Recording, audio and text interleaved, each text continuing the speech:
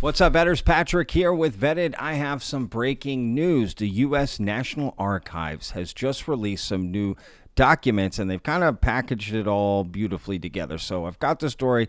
This is actually going to be a much crazier video than you could ever imagine, because someone did find something quite interesting in this new drop, and we'll get to that in a moment. We're going to go over a lot of things. Roswell in particular, so pay attention. And specifically this gentleman right here, who I will reveal later in the video, and I promise you're either going to be surprised or upset at what you find out. Now, before we get this video going, please, Vetters, I'd like to ask, please hit that like button. That really helps out the videos, y'all.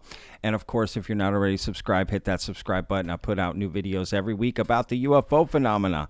Let's get this going. So it all starts with this tweet from the U.S. National Archives. To maximize transparency, the National Archives has released new records related to unidentified anomalous phenomena, UAP, and then they put who the records come from. They put a link to where you can go explore the UAP collection, and some people were a little dismayed about this. And look, Anna Paulina Luna tweets it out, right? They updated the website with a button for all documents related to UAPs, and we'll get more into that here in just a second. And then, of course, some people, again, were not too happy with what came out, and they had some questions. This guy writes right here, right? How odd. There are several decades missing, like the 80s and 90s, and only text records for 22 to 25. So any images that could contain any level of detail are unsurprisingly absent. This isn't transparency. It's yet just another stalling tactic to temporarily appease the masses. And Anna Paulina Luna responds with, there will be more rolling releases more down the line as records are declassified. So more to come. So I guess that's really the issue. They just needed to classify some of it. So it's not all there, but at least they did make it one centralized thing. Take a look. And here is the page from the National Archives. As you can see, they basically just put everything onto one page, so it's easier to find, right? I'll put a link in the description. Go check it out for yourself, but here it is, right? Boom, you got photographs, moving images and sound, textual and microfilm, presidential libraries, additional resources, bulk catalog, you know, all of this all together, all in one place to make it easy. And look, I did find some things that are kind of interesting. And this was the image that, you know, they tweeted out with this typical flying saucer here. There's really not much detail, but, you know, I don't know. What do y'all think? Let me know in the comments. Now let's get to something more interesting. Now, don't worry, because it gets way more interesting. Stay with me. I'm saving the best for last. Now, let's take a look at this one. Alamogordo, New Mexico, October 16th, 1957. I guess this is what we're looking at, a UFO here. It's kind of interesting. Let's move on to the next one. Now, this next one was very interesting because I don't know what the heck it is. Take a look. This is from Project Blue Book, Snohomish, Washington. There's really no details about this except these photos. Like, what the hell is this? Is it just, it looks like it's just one object with multiple pictures, but what is it? What are they purporting it to be? Let me know what you think in the comments, and if you've seen anything like this. I mean, it looks like it's dirt or something. I don't know. Now, I have two more things to show you, and I'm saving the best for last, so I promise you're going to want to stick around for that. Now, let's take a look at this video. They also released from the U.S. National Archives. It was about the Roswell report from 1997. It was this film that was made, and here's a short little clip of that.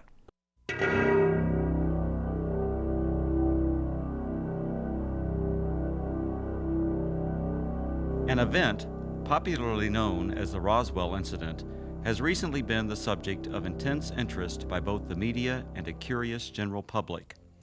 In recent years, numerous speculative books, magazine articles, television programs, a made-for-TV movie, 2 UFO museums, fraudulent documents, and even an alien autopsy film have emerged to exploit the media fascination with the Roswell incident. Now, I'm glad we're staying on Roswell, because this next part that I have for you that was uncovered in this document drop is honestly pretty damn interesting, if I'm being honest. So I want to give a special shout out to All Things Unexplained podcast with Dr. Tim. He put this out. He gets all the credit. I've been on their show before. Amazing show. They do a great job. And he put out this tweet. I'm going to read it for you. Breaking. 1994 Roswell audio reveals covert efforts to evade UFO disclosure laws. FOIA. A newly released audio-only recording from June 8, 1994 captures the U.S. Air Force interviewing Professor Charles B. Moore, a physicist and meteorologist who played a key role in Project Mogul, at his dining table. In the clip, Moore references Robert Todd, a persistent Roswell researcher known for his sharp criticism of the UFO community. Todd was seeking to communicate privately with Air Force officials in a deliberate attempt to circumvent FOIA protocols, an effort to stop documents from being released to UFO buffs. Moore also reveals that Colonel Duffy kept significant materials stored in his basement, documents presumably never seen by the public. This is hard evidence of a deeper, more controlled information network surrounding the Roswell incident. Now, who is this Colonel Duffy hiding documents? Well, the image that I was going to reveal is Colonel Duffy. This is who's been hiding documents about Roswell in his basement.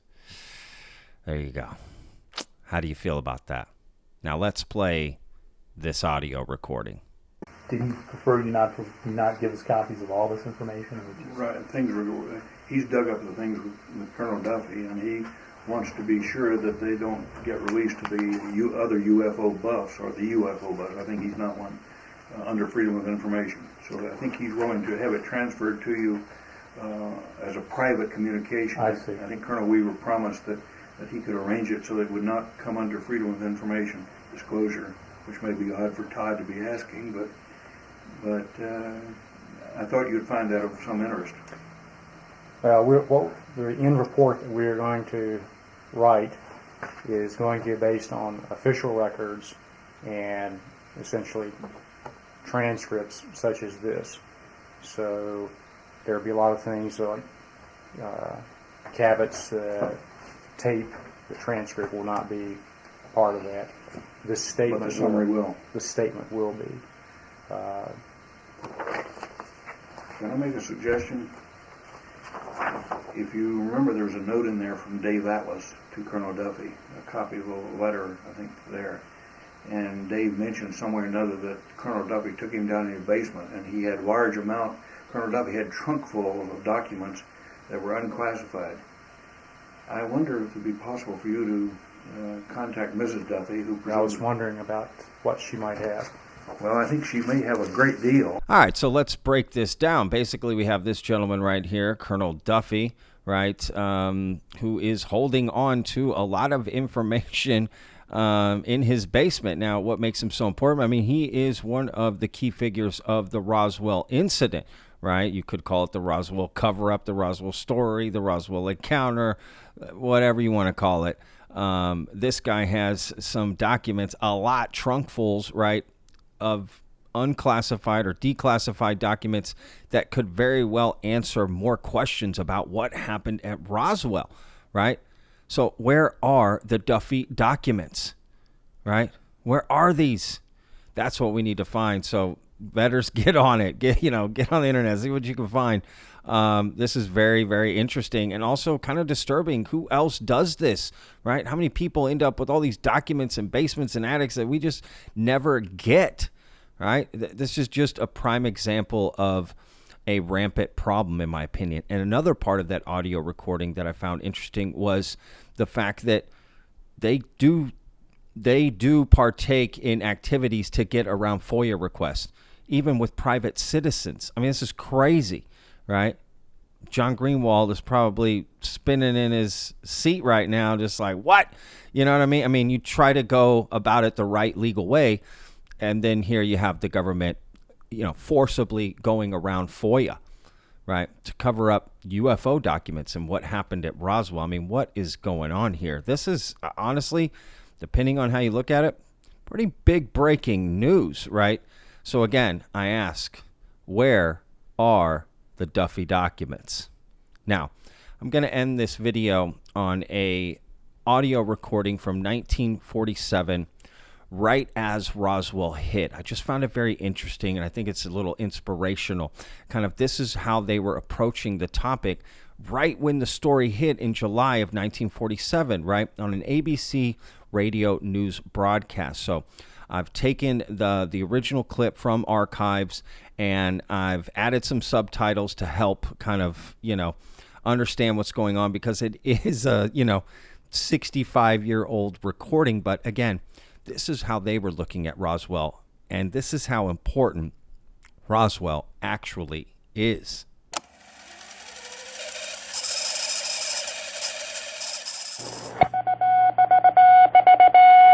Headline edition, July 8, 1947.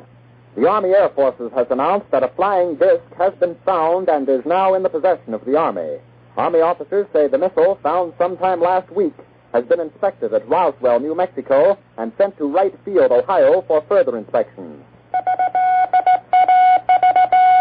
Late this afternoon, a bulletin from New Mexico suggested that the widely publicized mystery of the flying saucers may soon be solved. Army Air Force officers reported that one of the strange discs had been found and inspected sometime last week. Our correspondents in Los Angeles and Chicago have been in contact with Army officials endeavoring to obtain all possible late information. Joe Wilson reports to us now from Chicago. The Army may be getting to the bottom of all this talk about the so-called flying saucer. As a matter of fact, the 509th Atomic Bomb Group headquarters at Roswell, New Mexico, reports that it has received one of the discs which landed on a ranch outside Roswell. The disc landed at a ranch at Corona, New Mexico, and the rancher turned it over to the Air Force. Rancher W.W. Brizell was the man who discovered the saucer. Colonel William Blanchard of the Roswell Air Base refuses to give details of what the flying disc looks like. In Fort Worth, Texas, where the object was first sent, Brigadier General Roger Ramey says that it is being shipped by air to the AAF Research Center at Wright Field, Ohio.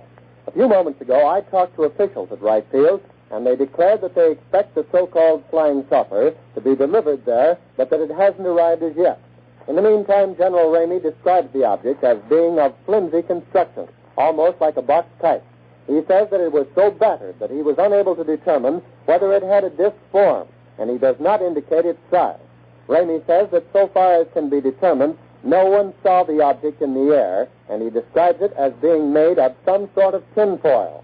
Other Army officials say that further information indicates that the object had a diameter of about 20 to 25 feet, and that nothing in the apparent construction indicated any capacity for speed, and that there was no evidence of a power plant. The disc also appeared too flimsy to carry a man. All right, betters, that's it for today's video. I hope you enjoyed it. I will put links in the description. Go check out the National Archives new files, see what you can find. But this one particular bombshell is quite interesting, and I think it just sheds light on a lot of things people often say, that's not possible. They wouldn't do that. Yeah, well, here's proof that they do try to hide things and cover up and circumvent the proper chains of command, and people do hide documents in their basements, and I don't know if we'll ever get to the truth, y'all, but at least we'll try. All right, betters, we'll see you in the next one. Remember, every day's a gift, y'all. Peace.